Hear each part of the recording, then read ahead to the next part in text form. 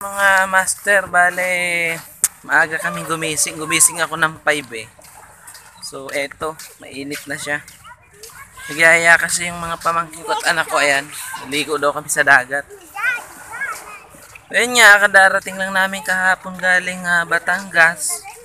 So baka mag-iba yung content ko ng mga video dito. Malamang mga vlog ko dito, mga lifestyle.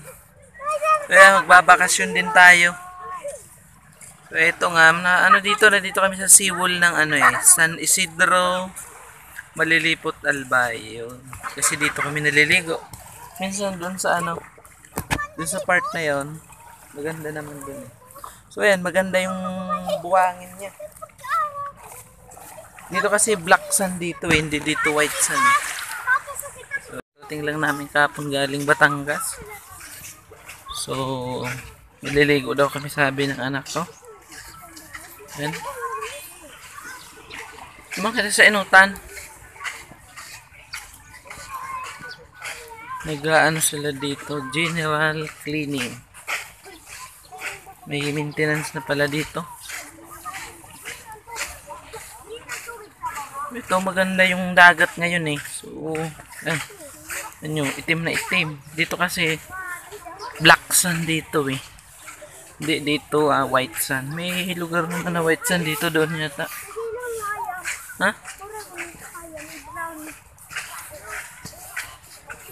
So maliligo kami. Anak ko, yung mga pamangkin kong dalawa.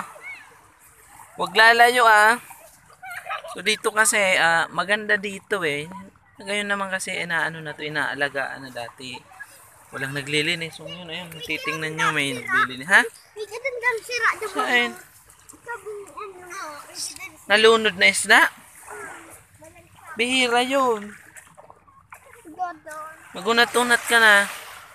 So ayun nga, may naglilinis na dito. So ayun, maliligo muna kami. Halos ilang kilometro lang to sa bahay eh.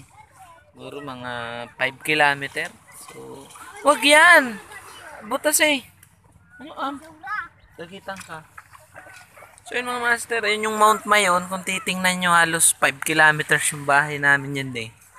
So yung dagat, 5 kilometers away kami sa Mayon. Yung dagat naman, 5 kilometers din away kami. So bali 10 pagpapunta ka doon. So next vlog ko siguro, magbablog ako doon kasi meron kaming gagawin eh. So maligo na. Sige, maligo muna kami.